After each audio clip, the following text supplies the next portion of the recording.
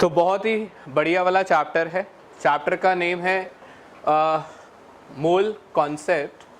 सबसे पहले आपको छोटा सा रिव्यू दे देता हूँ, उसके बाद इसके सैम्पल बेस कुछ क्वेश्चन करते हैं। बच्चों के माइंड में पहला कॉन्सेप्ट रहता है कि मोल बेसिकली आपका कैलकुलेट कैसे करते हैं। तो मोल को कैलकुलेट करने के लिए हमें उसका सिंबल कैसे डिज़ाइन करना पड़ेगा, एन। इसको कैलकुलेट करने का बहुत शॉर्टकट मेथड है। आप इसको मास से कैलकुलेट कर सकते हो। मास अगर आपका ग्राम में है तो नीचे आपके पास मोलर मास होना चाहिए। मोलर मास क्या होता है? Mass of 1 mole of the substances. अगर आपको मोल मास से नहीं निकालने हैं, आपको मोल्स पार्टिकल से निकालने हैं। जहाँ पे मैं जानबूझ के n/n0 लिख रहा हूँ और मैं इस n को नंबर ऑफ पार्टिकल बोल रहा हूँ। जब भी ये नंबर ऑफ पार्टिकल्स की बात करता हूँ तो पार्टिकल्स एटम्स भी हो सकते हैं, मॉलिक्यूल्स भी हो सकते हैं। तो आपको ये बात हमेशा ध्यान में रखनी है कि जो एलिमेंट है, एलिमेंट के अंदर आपको जो पार्टिकल नज़र आते हैं वो एटम्स होते हैं। और अगर आपको बात समझनी है, जो कंपाउंड होता है उसके अंदर जो पार्टिकल्स होते हैं वो मॉलिक्यूल्स होते हैं। इसलिए मैंने जर्नल अवेयरनेस के लिए उस टर्म को पार्टिकल लिख दिया कि अगर मैं एलिमेंट की बात करूं तो उसके अंदर एटम्स रहेंगे, अगर मैं किसी कंपाउंड की बात करूंगा तो उसके अंदर मॉलिक्यूल्स मिलेंगे। उसके बाद मोल्स को हम लोग वॉल्यूम से भी कैलकुलेट कर सकते हैं। मोल को हम लोग वॉल्यूम से भी कैलकुलेट कर सकते हैं, बट ये जो फॉर्मूला है वॉल्यूम वो लीटर में होना चाहिए। नीचे आता है 22.4 लीटर। ये जो नीचे 22.4 लीटर आता है ये अंडर एसटीपी कंडीशन पे आता है। एसटीपी का मतलब क्या होता है? Standard temperature pressure. Standard temperature pressure. अब आप लोगों को एक चीज़ इसमें और अवेयरनेस होनी चाहिए कि सर एसटीपी के ऊपर जो प्रेशर होता है वो 1 बार होता है और जो टेम्परेचर होता है वो 273 के केल्विन होता है। कई बुक्स में इसका आंसर, क्योंकि मैं दोनों चीज़ें आपको बता देता हूँ, अभी आपकी जो लेटेस्ट नई वाली बुक होती है उस पर एसटीपी और एनटीपी को ऑलमोस्ट वो सेम मानता है। एसटीपी और एनटीपी को ऑलमोस्ट क्या मानता है? सेम मानता है। बट इसका एग्जैक्ट आंसर मैं आपको बता देता हूँ, अगर ऑप्शन में आ जाए तो एग्जैक्ट ये है। एनटीपी पे जो वॉल्यूम होता है 22.4 लीटर लेते हैं, एसटीपी पे 22.7 लीटर लेते हैं। तो 0.3 का फ़र्क आता है, इसलिए कोई वो ज़्यादा टेंशन नहीं ले रहा होता, क्योंकि आंसर के ऊपर कोई ज़्यादा फ़र्क नहीं पड़ रहा होता। क्योंकि अगर आप एसटीपी पे 1 बार का प्रेशर देख रहे हैं तो एनटीपी का मतलब होता है नॉर्मल टेम्परेचर प्रेशर। क्या होता है? Normal temperature pressure. तो उसमें जो प्रेशर लेते हैं वो 1 एटीएम लेते हैं। इस पे जो प्रेशर की बात करेगा वो 1 एटीएम की करेगा। टेम्परेचर ऑलमोस्ट सेम होता है 273 kelvin, that is 0 degree Celsius. तो ये तो हो गया कि आप लोग इस फॉर्मूला के थ्रू, क्योंकि कई बच्चों को बहुत बड़ा कंफ्यूजन हो जाता है, सर ये मोल क्या है? सर मोल बेसिकली क्वांटिटी है, it's not concentration, it's represent quantity. आप मास को इन टर्म्स ऑफ वॉल्यूम में बोल सकते हो, आप मास को इन टर्म्स ऑफ मोल में बोल सकते हो, आप वॉल्यूम को इन टर्म्स ऑफ मोल्स में बोल सकते हो। मतलब ये एक तरह से क्वांटिटी है। मेरी बात को दोबारा ध्यान से सुनो। मोल एक तरह से क्वांटिटी है। क्वांटिटी मास में भी हो सकती है, क्वांटिटी पार्टिकल्स में, नंबर ऑफ पार्टिकल्स में भी हो सकती है, क्वांटिटी का वॉल्यूम भी हो सकता है। बट ये जो लास्ट वाला फॉर्मूला है ये ओनली वैलिड होता है गैस के लिए, वैलिड ऑन गैस, क्योंकि गैस के वॉल्यूम को ही प्रेडिक्ट किया जाता है। क्योंकि जो सॉलिड है उसका एक स्पेसिफिक वॉल्यूम रहता है, लिक्विड है उसका भी एक स्पेसिफिक वॉल्यूम रहता है। ये जो एसटीपी पे हम लोगों ने वॉल्यूम, ये जो वैल्यू निकाली है ये सिर्फ गैस के पैरामीटर के थ्रू ही कैलकुलेट हम लोगों ने करी हुई है। तो पहला तो ये शॉर्ट में आपको अवेयरनेस हो जाना चाहिए। दूसरा, बच्चा फंसता कहाँ पे है? मैं जनरली ये जो एवोगैड्रो नंबर को कई बुक्स में NO लिखा होता है, कई बुक्स में NA लिखा होगा। तो आप कैलकुलेशन माइंड ऑफ के कॉन्सेप्ट से नहीं चलेंगे, आप कैलकुलेशन के मेन कॉन्सेप्ट से नहीं चलेंगे। बेसिकली आपको हर क्वेश्चन में करना क्या है उसका रूट मैं आपके सामने डिसाइड करा देता हूँ। सबसे बढ़िया पहला क्वेश्चन आपसे कैसे पूछा जाता है, तो एक रूट मैंने आपको पहले ही बता दिया। अब देखो आपसे क्वेश्चन किस ढंग से पूछे जाते हैं, आपने साथ साथ में सॉल्व कर लेने हैं। एक ही रो में आपको पूरा जो आप लोग इतनी देर से सोचते हो पता नहीं क्या है, आपके सामने सारा मैसेज क्लियर हो जाएगा कि मोल कॉन्सेप्ट एक्चुअली होता क्या है। जैसे मैंने क्वेश्चन नंबर 1 किया, मैंने कहा भाई मोल कैलकुलेट करो, मोल कैलकुलेट करो। अब देखो ना इसमें क्वेश्चन कितने बढ़िया बढ़िया आएंगे, आपको हर क्वेश्चन में ऐसे करके दे देगा। आपको बोलेगा मेरे पास 11.2 लीटर CO2 गैस है अंडर NTP पे, ओके। आपको सेकंड पोर्शन बोलेगा, आपको बोलेगा मेरे को 90 ग्राम ग्लूकोज है, ग्लूकोज का फॉर्मूला C6H12O6 होता है। आपको बोलेगा मेरे पास 3 पॉइंट, या इसको मैं ऐसे बोल देता हूँ, कैलकुलेशन में मैंने आपको पहले बोला मैं नहीं जाऊँगा, चलो इसको ऐसे दिखा देता हूँ। 3.011 × 10⁻23 मेरे पास हैं molecules of NH3। Fourth part मेरे पास है 12.044 × 10⁻23 एटम्स ऑफ हीलियम। अब मेरा पॉइंट को थोड़ा सा ध्यान से समझो, ये सारे इंटर कन्वर्टेबल होते हैं। पहले चीज़ तो आपको पहले ये मैसेज क्लियर हो जाना चाहिए। देखो जब भी मैंने आपको पहले बोला, अगर आप पिछले फॉर्मूले पे चलते हैं तो वहाँ पे मैंने आपको पहले बोला मास ग्राम में है तभी ये फॉर्मूला वैलिड है। अगर ग्राम में नहीं है, केजी में है, तो केजी को पहले किस में कन्वर्ट कर लेना आप लोगों ने, ग्राम में, देन अप्लाई द फॉर्मूला। अब मैंने आपको सारी वैरायटी दिखा दी। अब आप इसके जब क्वेश्चन सॉल्व करोगे तो आप क्या बोलोगे कि हाँ जी सर ठीक है, पहला वाला क्वेश्चन में CO2 बताओ मेरे को लिक्विड होता है गैस होता है, बताओगे गैस होता है, तो यहाँ पे वॉल्यूम वाला फॉर्मूला आप फिट कर सकते हैं। तो वॉल्यूम वाला फॉर्मूला फिट करेंगे तो नंबर ऑफ मोल्स का फॉर्मूला क्या रहेगा, 11.2, नीचे नंबर आपको फिक्स है, वो कितना होता था 22.4। दोनों के यूनिट लीटर लीटर में होने चाहिए थे, तो आप इजीली मोड में कैलकुलेशन कर लेते हैं, आपके पास हाफ मोल आ जाता। Is it okay? अब क्वेश्चन में दूसरा पॉइंट रहता है भाई आपको तो ग्राम दे गया, सर मैं ग्राम से भी मोल्स निकाल सकता हूँ। तो ग्लूकोज का मोलर मास सभी बच्चों को याद ही है, कितना होता है 180 होता है। तो 180 आपने कैलकुलेशन करा, इसका आंसर भी कितना आ गया 1/2। फिर आपके पास इतने मॉलिक्यूल्स दे गया, ध्यान से समझ लो क्या दे गया, मॉलिक्यूल्स। तो इसका मतलब जो अमोनिया है वो कंपाउंड है, इसके अंदर इतने मॉलिक्यूल्स हैं। तो अब आप मॉलिक्यूल्स वाला फॉर्मूला भी अप्लाई कर देते हैं। वैसे तो आपको पता है 3.011 × 10⁻23 होल डिवाइडेड बाय कितना आ गया, इतना आ गया। अब यहाँ तक आपको ये भाषा समझ आ चुकी है, ये भी मोल्स कितने आ गए, हाफ। चौथा ऑप्शन आपको लिखा होगा कई बार, वैसे तो ये क्वेश्चन दिया है बट अगर ऑब्जेक्टिव में बोलेगा तो all have equal number of moles, तो आपका राइट आंसर क्या होगा, all have equal number of moles. But अगर चौथा ऑप्शन आप चेक करें, अब आपको एटम्स दे गया, क्या दे गया, एटम्स। अब आपको पता है हीलियम एलिमेंट्स है, हीलियम क्या है, एलिमेंट्स है। अब इस बात को समझना बहुत ज़्यादा आपके लिए ज़रूरी है क्योंकि मैं आगे क्वेश्चन ट्विस्ट करने वाला हूँ। तो हीलियम एलिमेंट है तो उसमें एटम ही मिलेंगे, तो डायरेक्ट मोल वाला फॉर्मूला मेरे को अप्लाई हो रहा है 12.044 × 10⁻23 डिवाइडेड बाय 6.022 × 10⁻23। इसको सॉल्व करा, मोल्स कितने आ गए मेरे पास, 2 आ गए। तो क्वेश्चन बन सकता है सबसे ज़्यादा मोल किस में है, तो राइट आंसर क्या आ सकता है, फोर्थ वाला आ सकता है। तो अपन नॉर्मल मेथड से अपन मोल कॉन्सेप्ट को वॉल्यूम की टर्म में, मास की टर्म में, पार्टिकल की टर्म में अपन ने सॉल्व कर लिया है। अब क्वेश्चन थोड़ा अगले लेवल पे चला जाता है, इसको थोड़ा सा ध्यान से समझना। मैं दोनों ट्रिक से आपको क्वेश्चन समझाने की कोशिश करूंगा, जो चीज़ आपको सही लगती है आप वो अप्लाई कर सकते हो। करेक्ट। क्वेश्चन नंबर 1 में एक और चीज़ आपको आएगी। देखो जो एलिमेंट होते हैं, मैं एक एग्जांपल देके आपको सिखा देता हूँ। एलिमेंट के अंदर अगर आपको सिर्फ मैं एक एटम दिखा रहा हूँ, इस चीज़ को ध्यान में रखना, ये एटम मैंने आपको हीलियम का दिखाया, ये नीचे 2 होता है, ऊपर क्या होता है प्यारे बच्चों, 4 होता है। भाषा समझ आ चुकी है? ये हीलियम का क्या है मेरे पास, एटम है। अब हीलियम के एटम के नीचे ये जो नीचे वाला नंबर होता है, इसको आप बोलते हैं नंबर ऑफ प्रोटॉन्स। क्या बोलते हैं? तो इसको मैं नंबर ऑफ पी बोलूंगा, दैट इज पी को क्या बोलेंगे आप, प्रोटॉन। कितने नजर आ रहे हैं, 2। क्या इसके ऊपर आपको किसी तरह का कोई चार्ज नजर आ रहा है? बिल्कुल भी नहीं नजर आ रहा। अगर चार्ज नजर नहीं आ रहा है, इसको बोलते हैं इलेक्ट्रिकली न्यूट्रल। क्या बोलते हैं, इलेक्ट्रिकली। तो what about number of electron, इसका आंसर कितना आएगा, अगेन 2। जो अपन नंबर ऑफ न्यूट्रॉन निकालते हैं, क्या निकालते हैं प्यारे बच्चों, नंबर ऑफ न्यूट्रॉन निकालते हैं, तो उसका आंसर क्या आता है, 4 - 2 = क्या निकाल देते हैं अपन, 2 निकाल लेते हैं। तो ये भी एक जनरल कॉन्सेप्ट है कि एलिमेंट के अंदर सब एटॉमिक पार्टिकल को भी निकाला जा सकता है।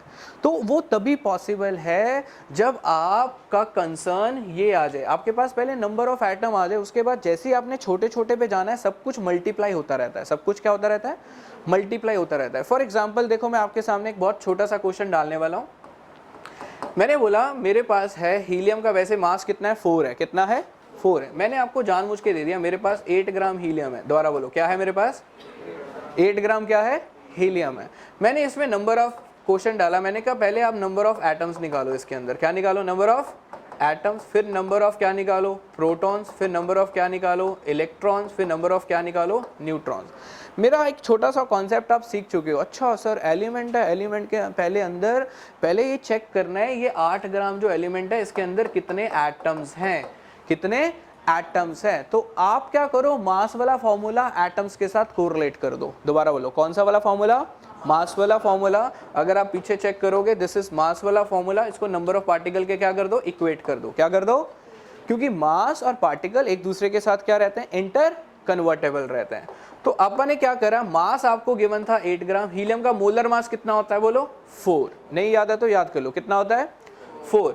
अब is equal to number of particle की बजाय मैं अब मेरा माइंड ऑफ IQ सिस्टम क्या बोल रहा है कि जो एलिमेंट है, एलिमेंट के अंदर मॉलिक्यूल होते हैं या एटम्स होते हैं।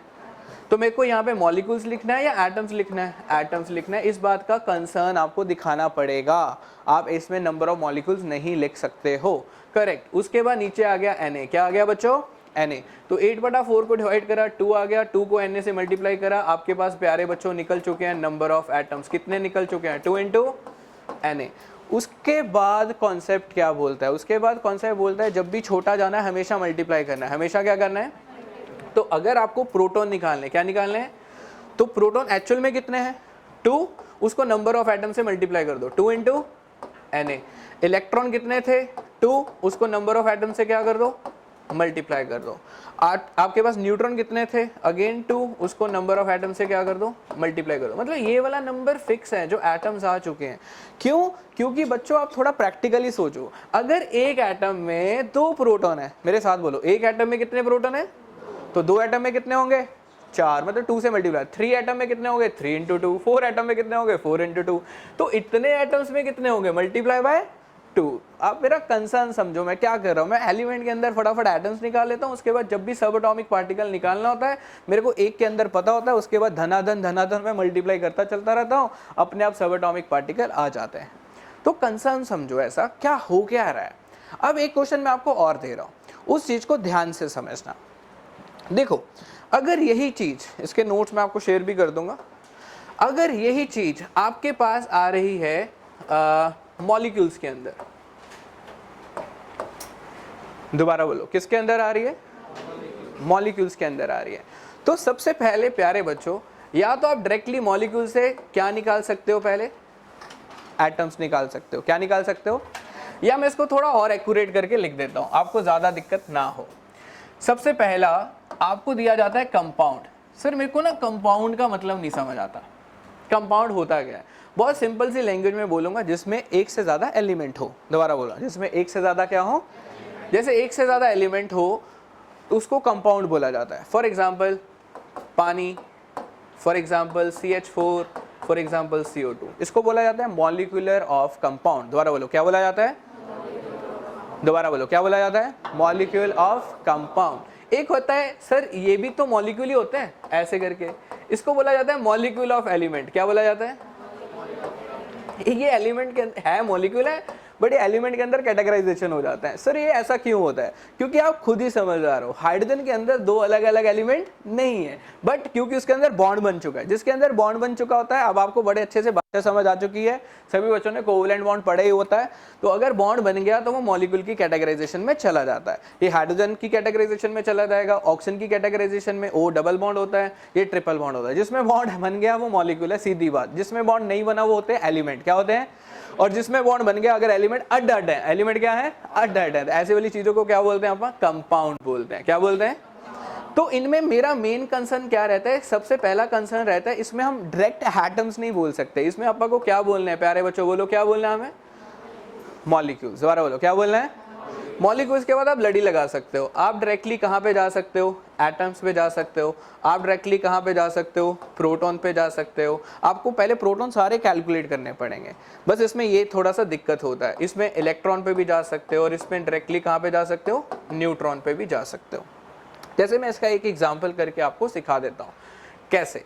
फॉर एग्जाम्पल आप यहाँ पे बात कर रहे हो, दिस इज कॉल्ड CH4। क्या बोलते हैं इसको, CH4। This is methane. इसको मैं बोलूंगा वन मॉलिक्यूल। क्या बोलूंगा बच्चों, वन मॉलिक्यूल। वन मॉलिक्यूल मतलब एक छोटा सा पार्टिकल है CH4 का।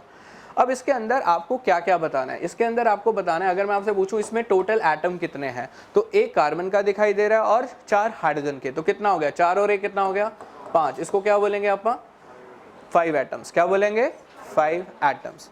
इज इट ओके, क्या बोलेंगे आप, 5 एटम्स। अब अगर मैं आपसे पूछूं एटम्स निकल गए, उसके बाद अगर मैं आपसे पूछूं भाई इसके अंदर कार्बन के पार्टिकल कितने, कार्बन के एटम कितने, तो आप आंसर क्या दोगे, 1 एटम ऑफ कार्बन। ये 5 एटम टोटल बोलना पड़ेगा हमें। अगर मैं आपसे पूछूं हाइड्रोजन के एटम कितने, तो आपको क्या बोलना पड़ेगा, 4 एटम्स ऑफ H। अगर मैं आपसे पूछूं इसके अंदर प्रोटॉन कितने हैं, इसके अंदर प्रोटॉन कितने, तो पहले आपको इंडिविजुअली कैलकुलेट करके देखना पड़ेगा। CH4 को थोड़ा साइड पे ऐसे सोचो, ये किससे बना होगा, ये कार्बन ये वाला होता है और हाइड्रोजन ये वाला होता है, बोलो हाँ या ना। वो अलग बात है, हाइड्रोजन 4 है, तो कार्बन के अंदर प्रोटॉन कितने आ जाएंगे, बोलो 6। कितने आ जाएंगे, और हाइड्रोजन के अंदर 1 है, तो हाइड्रोजन है कितने हैं, 4। तो तोड़ दो ना पहले उसको, एलिमेंट में तोड़ दो, कंपाउंड को पहले एलिमेंट में तोड़ दो प्रोटॉन और इलेक्ट्रॉन न्यूट्रॉन निकालने के लिए। तो 6 इसमें है, 4 इसमें हो गए, क्योंकि ये 4 थे ना, तो ये 4 एटम, ये ऐसे 4 थे, तो ये 6 इसके हो गए, 4 इसके हो गए। कितने प्रोटॉन आ गए इसके अंदर, 10 प्रोटॉन। अब बताओ इसके ऊपर कोई चार्ज है या नहीं है, नहीं है। जिसके अंदर चार्ज नहीं होता उसमें प्रोटॉन और इलेक्ट्रॉन क्या होते हैं, बराबर होते हैं, तभी तो बोलते हैं एटम इज इलेक्ट्रिकली न्यूट्रल। अगर आपको इसमें न्यूट्रॉन निकालने, क्या निकालने हैं, अब देखो 12 में से 6 माइनस करा कितना आ गया, 6। इस पे 6 न्यूट्रॉन है, और 1 में से 1 माइनस करा कितना आ गया, 0। इसमें कोई न्यूट्रॉन है ही नहीं है, तो इसके अंदर कितने न्यूट्रॉन आ रहे थे, 6 आ रहे थे। तो ओवरऑल इसके अंदर न्यूट्रॉन कितने आएंगे, तो आंसर कितना आएगा, 6 न्यूट्रॉन। अब आपका काम क्या है, सिर्फ आपका काम है ये निकालना, मॉलिक्यूल निकालना। क्या निकालना, अगर आप मॉलिक्यूल किसी हर, अगर क्योंकि मैं आपको ना अमाउंट दूंगा, ऐसे नहीं बोल सकता कि मेरे पास मिथेन है इसके कितने मॉलिक्यूल, सर आंसर या क्वेश्चन गलत है। अगर मैं आपको बोलूं मेरे पास 32 ग्राम मिथेन है, कोई क्वांटिटी दूं, 32 ग्राम बोलूं, कोई पार्टिकल बोलूं, उसका कुछ वॉल्यूम दूं, तब आप उसके अंदर मोल को इंटर कन्वर्ट कर सकते हो। कोई भी स्पेसिफिक बोलिए कंपाउंड है, मॉलिक्यूल निकालो, अपन निकाल ही नहीं सकते हैं, ठीक है। अब देखो आपके सामने क्वेश्चन कैसे आता है। अब क्वेश्चन देखो आपको आएगा कि मैंने बोला आपके पास 64 ग्राम मिथेन है। दोबारा बोलो, कौन सा मिथेन है, 64 ग्राम मिथेन है। इस बात को ध्यान से समझ लीजिए, 64 ग्राम क्या है मेरे पास, मिथेन है। क्लियर हो गया, चलिए 64 ग्राम मिथेन में, 64 ग्राम मिथेन में आपसे पूछ रहा है नंबर ऑफ मॉलिक्यूल निकालो, कार्बन के एटम बताओ, हाइड्रोजन के एटम बताओ, टोटल प्रोटॉन बताओ। मेरा कंसर्न क्या है, सर मास गिवन है, सर मास गिवन है तो मैं किसके थ्रू इक्वेट कर सकता हूं, मैं इसको मॉलिक्यूल वाले फॉर्मूले के साथ इक्वेट कर सकता हूं। तो आप क्या फॉर्मूला लगाओगे, 64 डिवाइडेड बाय 16 n। अब यहाँ पे n में नंबर ऑफ एटम बोलूं या नंबर ऑफ मॉलिक्यूल बोलूं, बताओ, क्योंकि नंबर ऑफ मॉलिक्यूल बोलूं, क्यों, क्योंकि ये कंपाउंड है। क्या है, अगर उसने मेरे से ये पूछा भी नहीं, सीधा उसने कार्बन एटम हाइड्रोजन पूछा, तो आपका मेन कंसर्न क्या है, सबसे पहले क्या निकालने, नंबर ऑफ मॉलिक्यूल्स निकालना। तो n बटा इसको बोल दिया आपने n नॉट, तो इसको सॉल्व करें कितना आ गया। अब आपके पास जो नंबर ऑफ मॉलिक्यूल्स आ चुके हैं, बताओ कितने आ गए, वो 4 इंटू n नॉट। दोबारा बोलो कितने आ चुके हैं, 4 इंटू, तो कार्बन एटम कितने आएंगे बोलो ना, 1 है, तो किससे मल्टीप्लाई करूं इस नंबर को, 4 इंटू n और फ्रीज करो, 1 से मल्टीप्लाई करो। हाइड्रोजन एटम कितने हैं यहाँ पे, 4, किस नंबर से मल्टीप्लाई करूँ इसको, 4 से। मल्टीप्लाई करके मत बताओ, ऐसे लिख दो। टोटल प्रोटॉन, CH4 में ऑलरेडी टोटल प्रोटॉन कितने निकाल के गया हूँ मैं, 10, तो इस नंबर को किससे मल्टीप्लाई करूँ, 10 से मल्टीप्लाई कर देता हूँ। मतलब ये नंबर मॉलिक्यूल निकालने के बाद, जब भी सब एटॉमिक पार्टिकल निकालने होते हैं, एटम्स निकालने होते हैं, इलेक्ट्रॉन प्रोटॉन, आपको पहले काउंट कर लेना है एक के अंदर, उसके बाद उसी नंबर को सभी से धनाधन क्या करते रहना है, मल्टीप्लाई करते रहना है। अब एक दिक्कत आप यहाँ पे क्रिएट करते हो, वो दिक्कत यहाँ पे कौन सी है, ये वाला पॉइंट तो आपको क्लियर हो गया। अब बच्चा गलती कहाँ पे करता है, देखो ध्यान से, ये बहुत बढ़िया और प्यारा नोट है। नोट देखो, नोट क्या बोलता है, कहता है अगर मोल सेम है क्या सेम है? देन गारंटेड है मॉलिक्यूल भी सेम होंगे। अगर मान लो 1 मोल है तो मॉलिक्यूल Na होंगे। सभी के मोल अगर बराबर हैं, सेम मोल है, सभी के मोल 2 मोल आ रहे हैं, तो इसका मतलब गारंटेड है उसके अंदर नंबर ऑफ मॉलिक्यूल्स भी क्या आने वाले हैं? सेम आने वाले हैं। बट दूसरा नोट,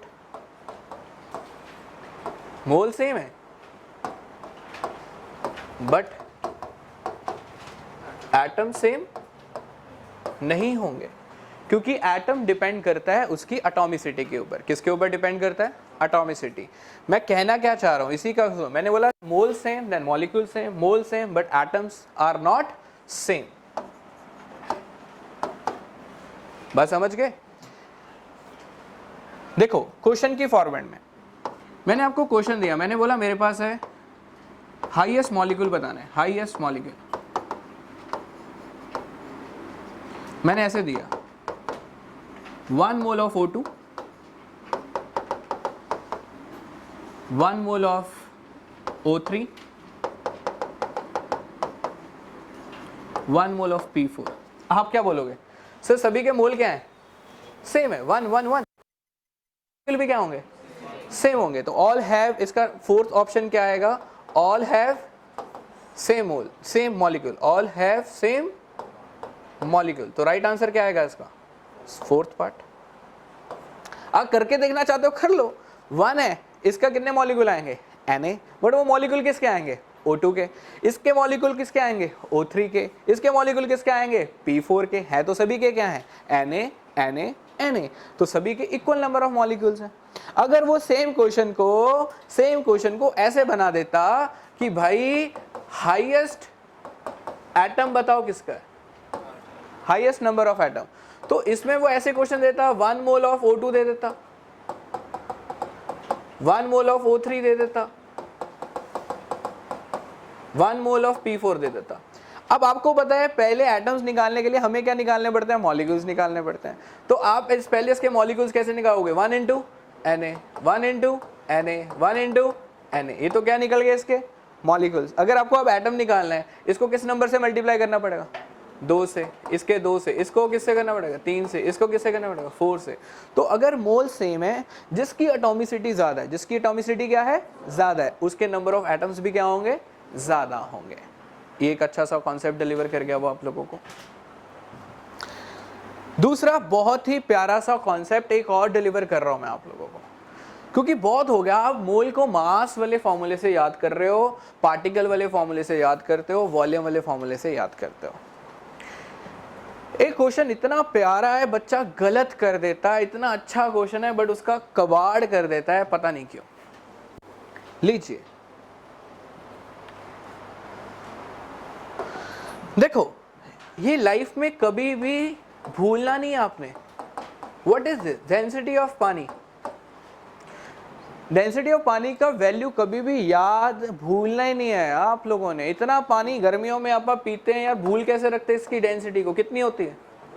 1 ग्राम पर ml बोलते हैं इसको, या 1 ग्राम पर सेंटीमीटर क्यूब बोलते हैं।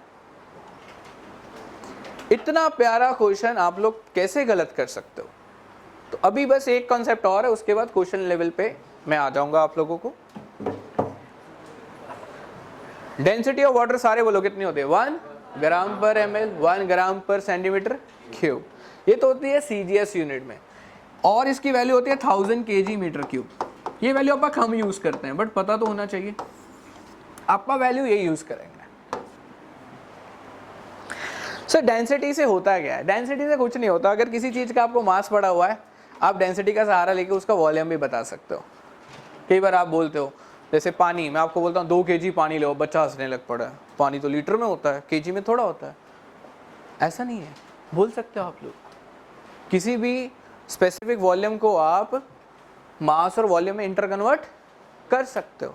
वैसे भी पानी अगर 2 लीटर है, पानी क्या अगर 2 लीटर है, 2 लीटर का मतलब कितने ml हो गया? 2000 ml हो गया। कितने ml हो गया? 2000 ml हो गया। बोलो हाँ या ना? तो डेंसिटी का वैसे फॉर्मूला होता क्या है? Mass by volume. डेंसिटी कितनी उसकी? 1, तो वॉल्यूम से मल्टीप्लाई कर दो, तो मास कितना हो जाएगा? 2000 ग्राम। कितना हो जाएगा? पॉइंट समझ पा रहे हो? अब मैं इतना क्वेश्चन बच्चों का कई बार गलत कर देता हूँ, बच्चा कहता है सर क्या कर रहे हो, मतलब व्हाट इज दिस। बच्चों को ऐसे क्वेश्चन देते हैं, देखो आपको पूरा जेईई और नीट में पर चैप्टर एक क्वेश्चन आना है। पर चैप्टर के लिए आपको पहले कॉन्सेप्ट देखो सीखने में कितना टाइम लगता है, फिर आप खुद से 400-500 क्वेश्चन सॉल्व करोगे, तब जाके आपका एक क्वेश्चन सिक्योर होता है। ठीक है, अभी एक बुक मैं आज ग्रुप में डाल दूंगा, वो तो खा ही जानी है, मतलब उसको तो पूरा निगल ही जाना है। उसमें PYQ जितने लेटेस्ट आ रहे हैं सारे के सारे, नीट वालों के लिए अलग बुक है, जेईई वालों के लिए अलग बुक है, वो मैं ग्रुप में शेयर करूंगा। पर चैप्टर जैसे मैंने मूल कॉन्सेप्ट पढ़ाया, खा ही जाना उस बुक को पूरा पूरा, रगड़ देना। एक भी क्वेश्चन ऐसा नहीं है, बंदा क्रिकेट खेलता है, उसको पहले लग रहा है अगर बॉल यहाँ पे डाले तो मैं ऐसे मारूंगा, यहाँ पे डाले ऐसे शॉट मारूंगा। आप क्या कहते हो, PYQ को देखते नहीं हो, पहले देखो तो सही क्वेश्चन आ कैसे रहे हैं, शॉट मारने कैसे हैं, कितना लेवल लग रहा है उसको क्वेश्चन को सॉल्व करने में, 1 मिनट में हो रहा है या 2 मिनट ले गया, यार ये तो 5 मिनट ले गया। तो सबसे बढ़िया क्वेश्चन बैंक होता है। और जेईई वाला तो क्वेश्चन बैंक इतना पूल आ चुका है, मैं आपको बता नहीं सकता क्यों, क्योंकि एक शिफ्ट में सुबह से लेके शाम तक, मतलब पूरे एक अटेम्प्ट में 8-8 शिफ्टें होती हैं, मतलब 16-16 पेपर होते हैं। और 2020 से लेके 20, 21, 22, 23 तक इतनी शिफ्टें लग चुकी हैं, मतलब बहुत ज़्यादा नया क्वेश्चन बैंक आ चुका है आप लोगों के लिए। और नीट वालों के लिए भी बहुत सारा नया क्वेश्चन जो इस बार लेटेस्ट वो डाल रहे हैं, वो आपको मैं बुक बता दूंगा, उसको अच्छे से खा जाना है अभी। अब देखो मोल कॉन्सेप्ट में एक और चीज़ बहुत मज़ेदार बताने वाला हूँ, बहुत मज़ेदार वाली चीज़ बताने लगा हूँ। आपसे क्वेश्चन क्या पूछता है, कहते हैं calculate mole in 11.2 ml of liquid H2। आप 1 मिनट के लिए इस क्वेश्चन को ट्राई करें। चलिए कैलकुलेशन में मत घुसना, सबसे पहले यहाँ पे एक हिंट था, इसके नीचे ऐसे अंडरलाइन कर लो, दिस इज कौन सा पानी, मैंने लिक्विड वेपर वर्ड यूज किया या पानी वेपर यूज़ किया, नहीं यूज़ किया, इसका मतलब ये गैस की बात नहीं कर रहा है, कौन से फेस की बात करेगा, लिक्विड फेस। क्या यहाँ पे वॉल्यूम वाला फॉर्मूला अप्लाई हो सकता है, नहीं भी हो सकता। इसका मतलब यहाँ पे आप लोगों को ये ml गिवन था, आपको खुद याद रखना है, यार पानी की बात तो हो रही है, तो पानी की डेंसिटी कितनी होती थी, 1 ग्राम पर ml। क्यों ना इस पानी को ml को मास में चेंज कर दिया जाए, क्योंकि वॉल्यूम वाला फॉर्मूला तो लगना ही नहीं है, क्योंकि ये वाला फॉर्मूला जो आप लगा रहे हो V/22.4 लीटर, ये सिर्फ किसके लिए वैलिड है, गैस के लिए या वेपर के लिए, बट यहाँ पे तो लिक्विड है, इसलिए ये वाला फॉर्मूला आप अप्लाई नहीं कर पा रहे हो। तो आप क्या करोगे, फिर वॉल्यूम वाला फॉर्मूला तो कट हो गया, अब आपके पास एक ही फॉर्मूला बचा, कौन से वाला, मास वाला। तो क्या वॉल्यूम को मास में कन्वर्ट कर सकते हो, यस सर। तो डेंसिटी का फॉर्मूला बोलो, डेंसिटी इज इक्वल टू क्या होता है, मास बाय वॉल्यूम। डेंसिटी 1 है, मास कितना आ जाएगा, आपका खुद कैलकुलेट कर लेते हैं, वॉल्यूम कितना आ गया 11.2 ml। तो यहाँ से सॉल्व करोगे तो मास आपके पास कितना आ जाएगा 11.2 ग्राम मास आ गया। क्या मास से मोल कैलकुलेट कर सकते हो, यस। तो मोल का फॉर्मूला क्या होता है 11.2 डिवाइडेड बाय 18।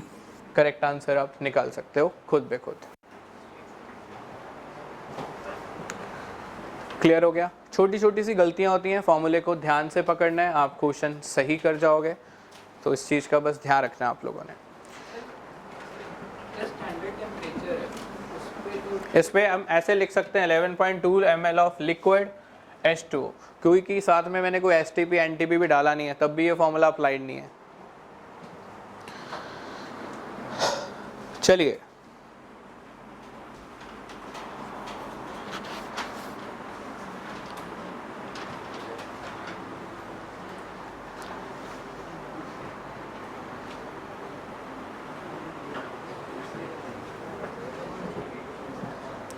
एक क्वेश्चन दे रहा हूं, खुद बे खुद ट्राई करें।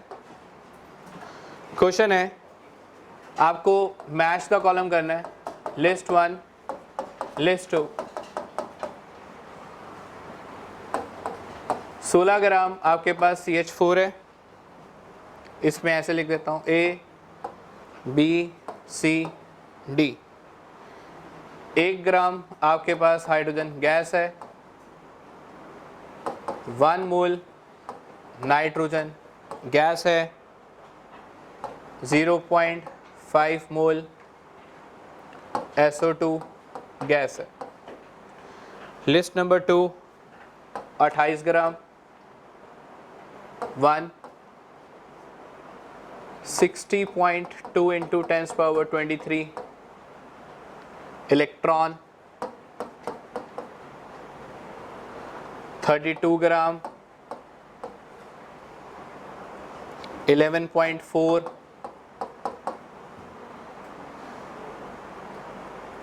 4 दे रहा है, राउंड ऑफ करके देख लेना, एट STP ऐसे 11.2 आना चाहिए।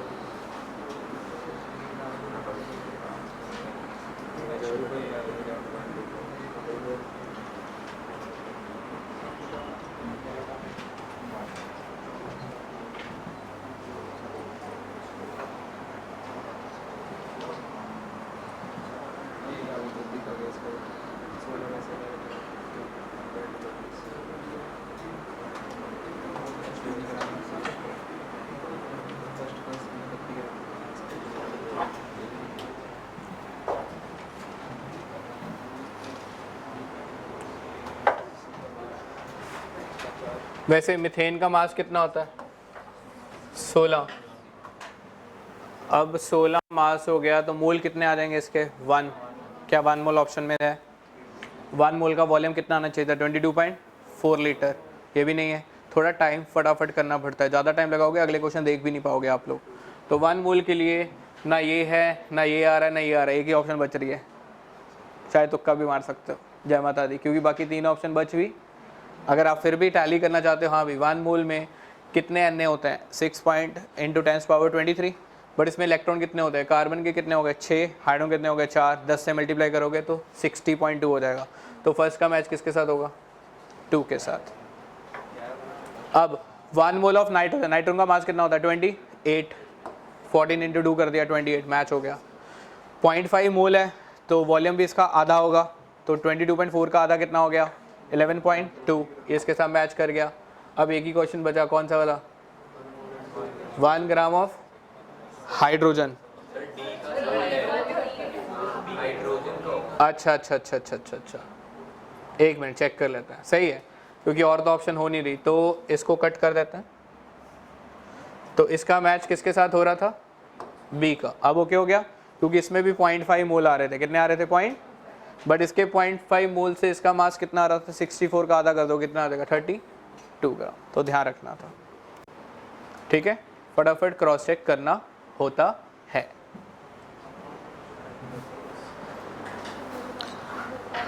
चलिए,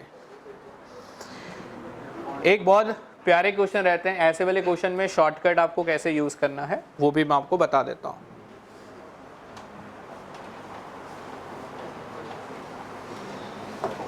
देखो, एक ट्रिक बता देता हूं, उसको भी ध्यान से सॉल्व कर लेना आप लोगों ने। फॉर एग्जाम्पल, दिस इज, क्या लिखा मैंने? Calcium phosphate. दोबारा बोलो, क्या लिखा मैंने? इसका मैं हिंट यूज करना सिखा देता हूँ ऐसे वाले क्वेश्चन में। अगर मैं बोलूँ इसका है 1 लिख दिया, इसका 1 मोल है। क्या है इसका? 1 मोल ऑफ कैल्शियम फॉस्फेट को आप शॉर्टकट और कैसे डील कर सकते हैं? किसी भी फॉर्मूले को खोलना है तो सारे, ये एक कंपाउंड है। दोबारा बोलो, क्या है? अब इसको एलिमेंट की फॉर्म में भी खोल सकते हो, अब इसको आयंस की फॉर्म में भी खोल सकते हो। अगर मैं इसको एलिमेंट की फॉर्म में खोलना चाहता हूँ तो मैं, जो पैरों में नंबर होता है वो उसके मोल बन जाते हैं।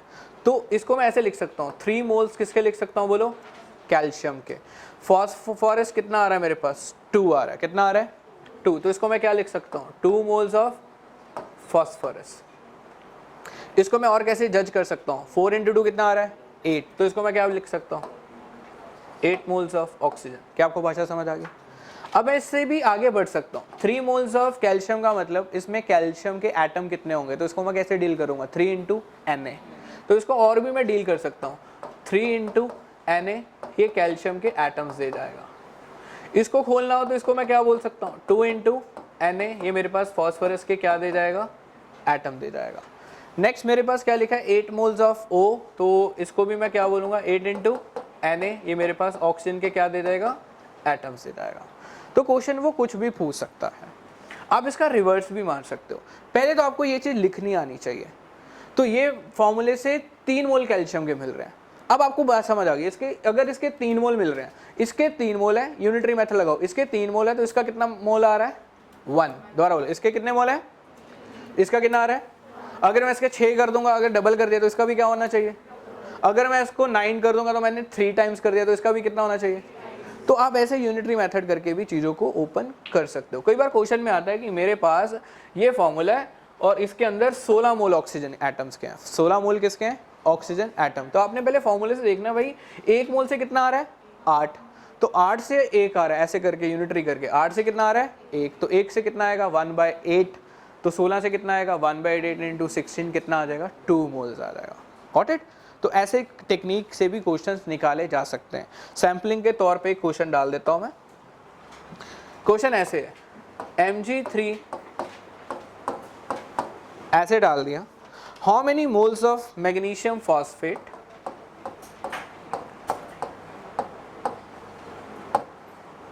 How many moles of magnesium phosphate will contain 0.25 moles of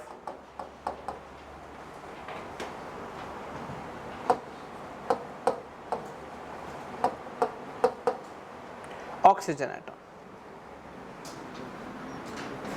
0.25 moles of कौन से एटम, ऑक्सीजन एटम्स। देखो जैसे आप इसका सोल्यूशन स्टार्ट करोगे आपने ये बोलना है भाई इसके अंदर Mg3P4 है।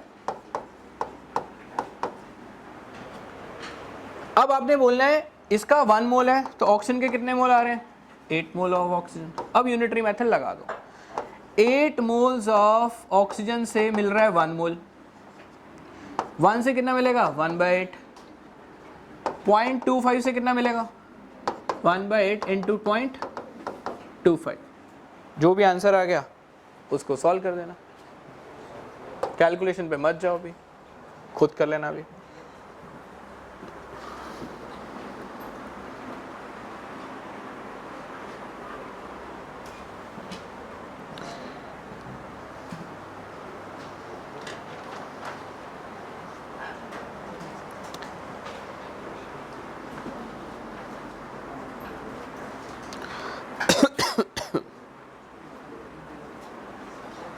नोट डाउन कर लीजिए शॉर्ट पे।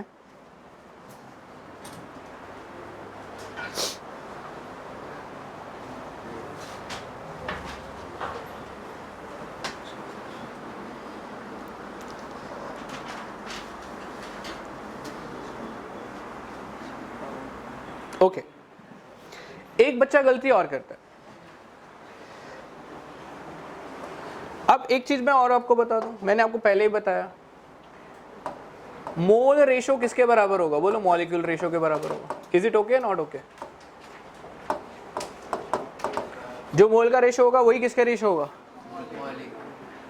मॉलिक्यूल का रेशो होगा, क्योंकि दोनों में Na क्या होगा सेम होगा। मान लो एक का मोल आ रहा है 1/5, अगर आप मॉलिक्यूल का लिखोगे 1 मोल में कितना आएगा 1 इंटू Na, 5 इंटू Na, ये नंबर आपस में क्या हो जाएगा। तो मोल रेशो हमेशा किसके बराबर होती है, मॉलिक्यूल रेशो के बराबर होती है।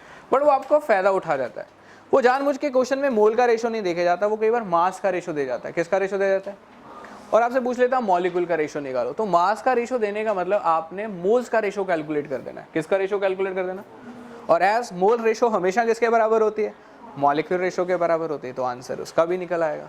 क्वेश्चन लिखें, आपको ऐसे दे गया मास रेशो ऑक्सीजन और नाइट्रोजन 1:4। आपसे पूछ रहे हैं नंबर ऑफ मॉलिक्यूल रेशो बताओ, मॉलिक्यूल्स ऑफ O2 बताओ, मॉलिक्यूल्स ऑफ N2 बताओ। तो आपने मास रेशो से अगर मॉलिक्यूल रेशो निकालनी है तो आपको मेन कंसर्न किस पे जाना है प्यारे बच्चों, बोलो मोल रेशो पे, यही आपका आंसर होगा। तो मोल कैसे निकालते हैं? Given mass by molar mass. Oxygen का मास 16 होता है, 16 इंटू 2 करोगे कितना हो जाएगा? 32 हो जाएगा। इसका मास कितना होता है? नाइट्रोजन का मास, और इसका मास हो गया 28। बोलो हाँ या ना? इसको चक के ऊपर ले जाओ, इसको नीचे ले जाओ। ये आ गया WO2, नीचे 32, 28 ऊपर चला गया, नीचे आ गया W ऑफ N2। ये रेशो अपा को गिवन है। कितनी गिवन है? 1:4। कटिंग कर दो, राइट आंसर क्या आ गया? 7/32। ये आ गई आपके पास मोल की रेशो। जो मोल की रेशो आएगी वही मॉलिक्यूल की रेशो के बराबर कहलाएगी।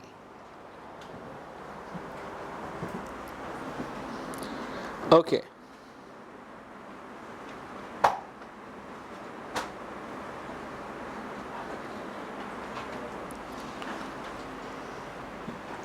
ये भी क्लियर हो गया? पक्की बात है? ओके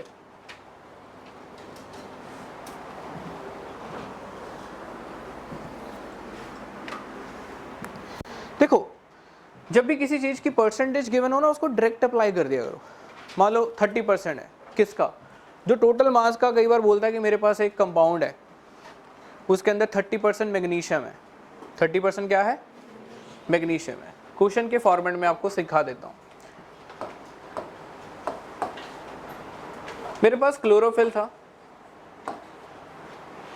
मान लो मेरे पास क्लोरोफिल था अराउंड 30 ग्राम। कितना था? कहते हैं 2.5% of magnesium present in it. इतना तो पैसा लगाना आता ही है। आगे जाके बोलोगे, कंपनियों में जाओगे, इतना % इक्विटी लेना है, इतना % देना है, इतना % लेना है, 60 13%, 50 मेरा %, 50 मेरा, 50 तेरा, 70 30, 60 40 रेशो मारनी आनी चाहिए आप लोगों को। पूरे मास कितना है? 30 ग्राम है। 30 ग्राम में मैग्नीशियम का हिस्सा कितना है बोलो ना? तो 2.5%। आधे बच्चों की जनता क्या बोलती है? कहता है 2.5 ग्राम। ऐसे थोड़ा होता है। छोटी क्लासेस में क्या सीखा है? तो इसका मतलब अगर आपको मास ऑफ मैग्नीशियम निकालना है, क्या निकालना है? मास ऑफ, तो 30 में से हिस्सा निकालो उसका, डायरेक्ट अप्लाई कर दो। कितना आ गया? 2.5/100। सॉल्व करके देखोगे कितना आ गया? कोई बात हो जाता है। तो 0.75। मैग्नीशियम का वैसे मास कितना होता है बोलो? 24। इनटू क्या कर दो? समझ गए? वही वाला मास और पार्टिकल को मैं क्या कर गया? इक्वेट कर गया। ठीक है, चलिए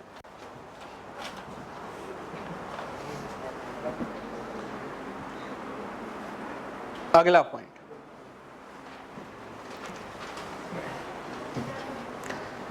ध्यान से समझना है, बहुत ही प्यारा क्वेश्चन है।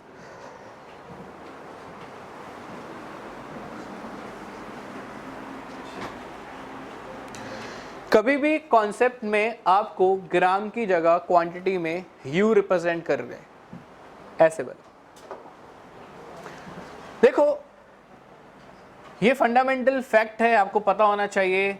मान लीजिए मैंने अगर ऐसा लिख दिया आप लोगों को, बट इससे पहले मैं एक नोट करके आपको एक चीज बता देना चाहता हूं।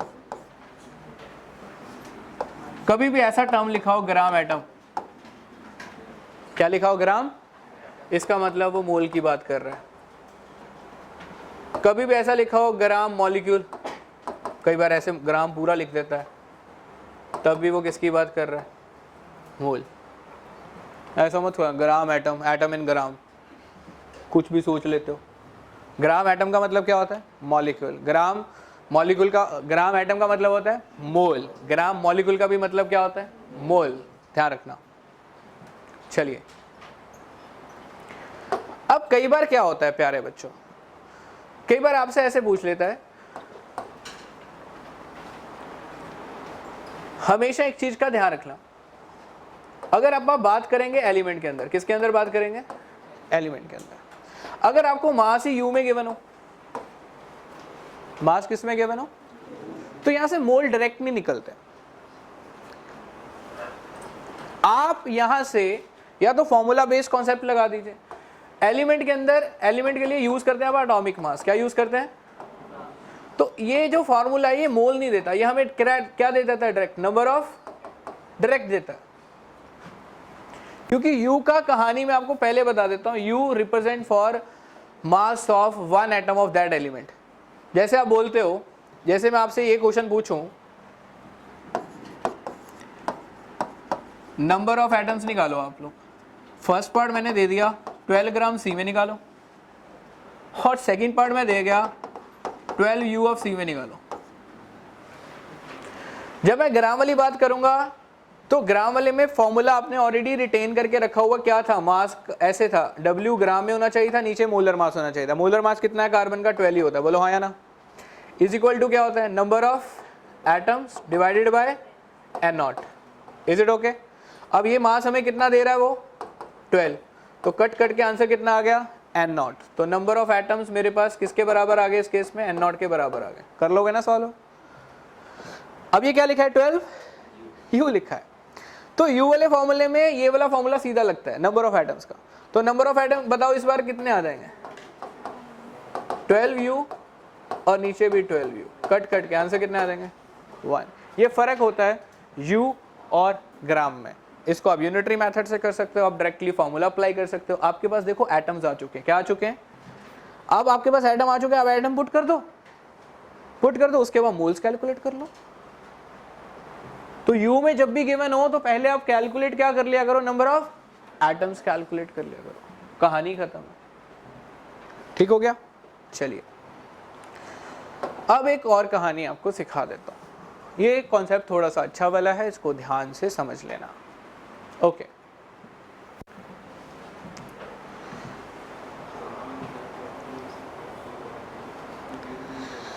आप मोल में मास यूज करते हो, एग्री। पार्टिकल यूज करते हो, एग्री। वॉल्यूम यूज करते हो, एग्री। बट आप एक छोटी सी चीज भूल जाते हो, आप इसको भूल जाते हो। ये भी अपना ही बंदा है यार। कौन है? ये भी अपना ही है। इससे भी मोल कैलकुलेट कर सकते हो, बस डेफिनेशन आनी चाहिए। मोलैरिटी, आधे बच्चों को डेफिनेशन ही नहीं पता होती। मोलैरिटी बोलती क्या है? मोलैरिटी बोलती है moles of solute volume of solution in. Sir मेरे को मोल निकालने हैं भाई, एम को वी से क्या कर दे। अब बच्चा गलती करता है, एक भयंकर गलती। मास, ये मास नहीं है, आधे बच्चे इसको मास बोलते हैं। ये कौन है? इनटू क्या बोला? वॉल्यूम किस में होना चाहिए? तब जाके मेरे को मिलते हैं मोल। क्या मिलते हैं? क्या मिलते हैं? अगर ये मोलैरिटी है, अगर ये वॉल्यूम है, और अगर ये मिलीलीटर में है, क्या है? तो इसको बोलते हैं मिलीमोल। क्या बोलते हैं? मिलीमोल। ये ध्यान रखना है, बच्चा गड़बड़ कर देता। और उसके बाद 1 मिली, क्या 1 मिली कितने मोल होते हैं? ये भी ध्यान रखना है। आधे बच्चे यूनिट के भाड़ में मोलैरिटी इनटू वॉल्यूम मोल होता है, बस हम खेल जाते हैं उसी के साथ। अभी तो स्टार्ट हुआ, अभी तो इसमें क्वेश्चन अभी बहुत तगड़े वाले पड़े हुए हैं। अभी मैंने कहा ऐसा ना हो कि आप लोगों को लगे यार कुछ आता नहीं है। ठीक है, पूरा चैप्टर जिसको 1 महीना लगाते होते हैं, सिर्फ 3 लेक्चर में उड़ा दूंगा। उसके बाद आएगा लिमिटिंग रिएजेंट। क्या आएगा? क्या टका टका के क्वेश्चन रखे हुए हैं, ओए होए मजा आ जाएगा। पर देखते हैं आज कितना कंटेंट आप लोग कवर कर पाते हो। भाषा समझ आई? क्वेश्चन दो, ट्राई करें। ओए होए होए, question low.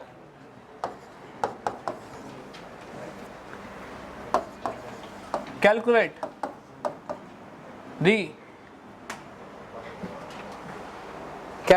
the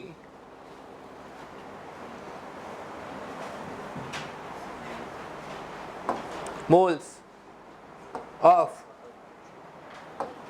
NaOH in 100 ml of aqueous solution। कोई नहीं, एक ही फॉर्मूला बताया, बस ध्यान से समझ लो। Calculate the moles of NaOH in 100 ml of 2 molar aqueous solution.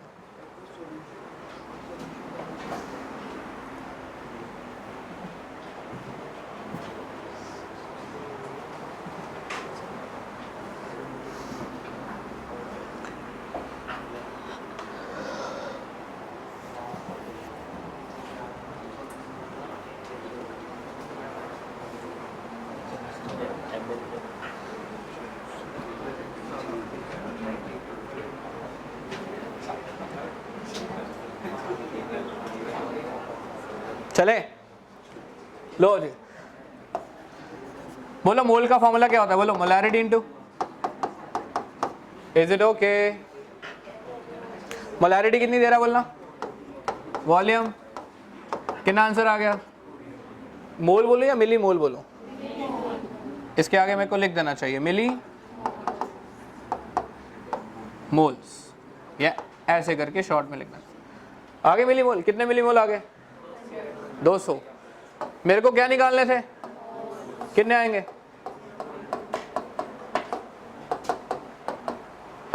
चलेगा,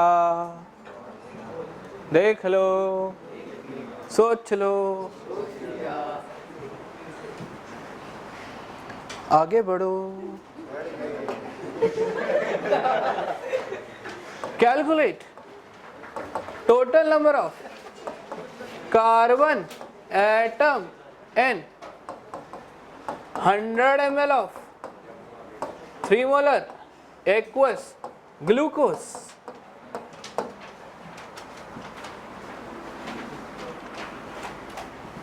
कभी भी एटम उटम पूछे हैं, पहला क्या निकालना है, बोलो मोल। क्या निकालना है? फिर निकालना है मॉलिक्यूल। क्या निकालना है? मॉलिक्यूल। फिर निकालना है एटम। फिर क्या निकालना है? पहले 100 ml 3 molar molarity. Sir molarity वाले से मोल निकाल सकते हैं? Yes sir. कैसे? फॉर्मूला बोलो, मिली मोल। फॉर्मूला बोलो किसके बराबर? Molarity into volume. Volume litre में, मिली लीटर में कितना आ गया? 3 × 100 कितना आ गया? 300। मोल कितने आ गए?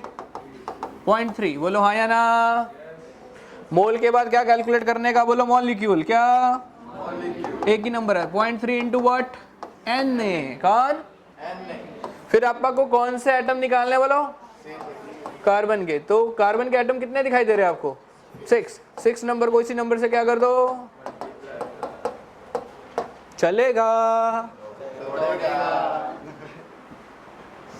चलिए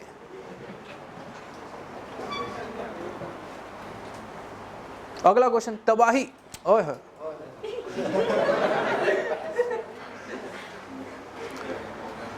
हर चीज को आपको तोड़ना आना चाहिए। हर चीज को आपको तोड़ना आना चाहिए। प्यारे बच्चों, एक बहुत छोटी सी बात, बहुत दुलारी सी बात। आधे बच्चों को ये पता नहीं। मैं बोलता हूँ बच्चे क्या है? NaCl। कहते मैं क्या है? कहता है NaCl। मैं कहा एसिड है। कहता नहीं बेस है। मैं कहा ना ये एसिड है ना ये बेस है, ये कौन है? ये सॉल्ट है। क्या है? सर ये समझ नहीं आता। सॉल्ट कभी कईयों के लिए केमिस्ट्री ब्लैंक है। ऐसे एसिड बेस सॉल्ट कुछ भी बोल देता है। एलिमेंट को कंपाउंड बोल देते हैं। एलिमेंट को क्या बोल देते हैं? कंपाउंड को एटम। क्वेश्चन निकलना ही नहीं। जितना मर्जी कॉन्सेप्ट लगा लो, इसको बोलते हैं ना, इसको एटम बोलते हैं ना, इसको मॉलिक्यूल बोलते हैं ना, इसको आयन बोलते हैं। इसको प्यार से बोलते हैं फॉर्मूला यूनिट। क्या बोलते हैं? बोलो फॉर्मूला यूनिट। ना ये एटम है ना ये मॉलिक्यूल है, ये कौन है? Formula unit. Is it okay? अच्छा ओके जी। तो जब सॉल्ट के केस में, कौन से केस में? फॉर्मूला सेम है, मास ग्राम में होना चाहिए। नीचे मोलर मास की जगह आप बोल देते हैं, मोलर मास का मतलब होता है 1 मोल का मास। किसका मास होता है? 1। ऐसे करके लिख देते हैं। आपको बोलना है बोल दो। इसके अंदर होते क्या है? इसके अंदर एटम्स नहीं होते, इसके अंदर ना ही मॉलिक्यूल होते। कई बुक्स में आप इसको मॉलिक्यूल बोल देते हो, वैसे बोलना चाहिए नहीं है। एक NaCl को, एक NaCl को क्या बोलते हैं? नंबर ऑफ, नीचे N A ही आता है, एवोगैड्रो आता है। बस एटम, मॉलिक्यूल, और ये क्या बन गया? Formula unit. दोबारा बोलो क्या बन गया? यूनिट। दोबारा बोलो क्या बन गया? ये भी एक नंबर ही है। NaCl के कितने पार्टिकल आएंगे, या सीधा बोलो फॉर्मूला यूनिट क्या भाड़ में, आपको कुछ नहीं पता, बोलो number of particle of NaCl, number of particle of, बोलो हाँ या ना, ओ देख लो, ओ सोच लो, आ जाओ फिर। तबाही। पहले तो क्वेश्चन नॉर्मल है, बोलता है calculate formula unit in 5.85 gram of NaCl, और NaCl का जो मोलर मास होता है प्यारे बच्चों वो होता है 58 अच्छा जी, अब इस बात को ध्यान से समझने की कोशिश करें। तो 5.85 gram of NaCl molar mass कितना दे दिया मैंने, 58.5। क्या करें, सीधा फॉर्मूला अप्लाई कर दें या पहले मोल कैलकुलेट कर लें, आपकी मर्जी है। कई बच्चे क्या करते हैं, पहले मोल कैलकुलेट कर लेते हैं, आपकी मर्जी। कितने मोल्स आ गए, 0.1। फिर वो मोल को पार्टिकल से number of formula unit divided by Avogadro number, चलेगा। और ये वैल्यू मेरे को ऑलरेडी पता है, कितनी गिवन है, 0.1। तो number of formula unit calculate हो गया। इसका मतलब मैं आपको बताना चाह रहा हूं, इसको मैं जानबूझ के खोल रहा हूं, इसका आंसर आ गया 6.022 10⁻²2। ये आंसर आ गया।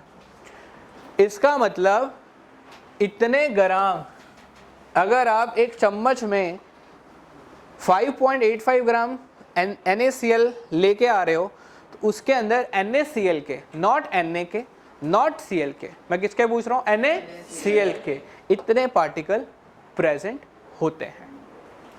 अब वो आपको फॉर्मूला यूनिट के अंदर आयंस में घुसा देता है। किस में घुसा देता है, दोबारा बोलो, किस में घुसा देता है, अब आपको सॉल्ट को तोड़ना आना चाहिए। व्हाट इज दिस, क्या लिखा मैंने, Na, ये आयंस में कैसे टूटता है, जो इसके पैरों के नंबर होते हैं वही मोल्स होते हैं। जैसे Na एक ही है तो Na पॉजिटिव भी कितना मिलेगा, एक ही, Cl कितना मिलेगा, एक ही। अगर मैं ऐसे बोलूं कैल्शियम क्लोराइड, क्या बोलूं, तो कैल्शियम का आयन एक ही मिलेगा, वैसे तो देख के मिल जाएगा, कैल्शियम एक है, क्लोराइड दो है, टोटल आयन कितने मिल जाएंगे, 3। अगर इंडिविजुअल पूछूंगा तो कैल्शियम एक मिलेगा और क्लोराइड के 2 मिलेंगे, टोटल आयन कितने हो जाएंगे, 3 हो जाएंगे, बोलो हाँ या ना। अगर मैं अब आपको ये दे दूं, यहाँ पे कॉन्सेप्ट रख दूं कि अगर इसके मेरे पास 10 मोल है, कितने मोल है, किसके मोल, कैल्शियम क्लोराइड के, अगर 10 मोल है, उसके अंदर कैल्शियम के मोल कितने होंगे, तो आंसर बोलो, 10 ही होंगे।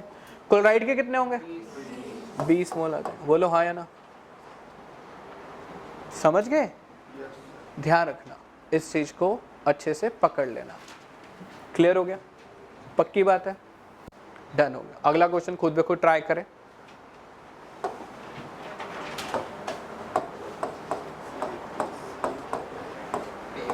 इसके 5 मोल है, बताओ कैल्शियम के मोल कितने और फॉस्फेट के मोल कितने। कैल्शियम के मोल कितने आएंगे बोलो, 3 आ रहे हैं, तो 3 को किससे मल्टीप्लाई करोगे, कितना आ जाएगा, शाबाश। फॉस्फेट के कितने मोल आ रहे हैं, 2 है, कितने थे, 5, इसका डबल हो जाएगा, कितना आएगा। भाषा समझ आ रही है, क्योंकि आप यहां पे रख के चलो, एक में से 3 मिल रहे थे, एक में से 2 मिल रहे थे, ऐसे करके समझ लो। तो अगर एक में से 3 मिल रहे थे तो 5 में से कितने मिलेंगे, 15, 5 में से कितने मिलेंगे, 10। पॉइंट क्लियर हो गया, पक्की बात है। चलिए, तो ये भी कॉन्सेप्ट आपको क्लियर हो गया। क्वेश्चन लिखे,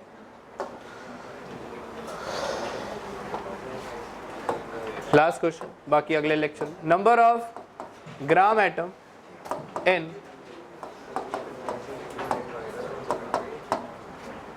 52 ग्राम ऑफ हीलियम, बस last question. Number of gram atom in 52 gram of helium. Gram atom का मतलब क्या सिखाया था, moles, correct answer. Given mass by molar mass, ये W ग्राम में होना चाहिए, कंडीशन अप्लाई है तभी मोल आगे लिख पाओगे। 52, हीलियम का मास कितना होता है, कितने ग्राम एटम या मोल आ गए? बात समझ आई? इससे एक लेक्चर मोल कॉन्सेप्ट का मैंने आपका क्या कर दिया,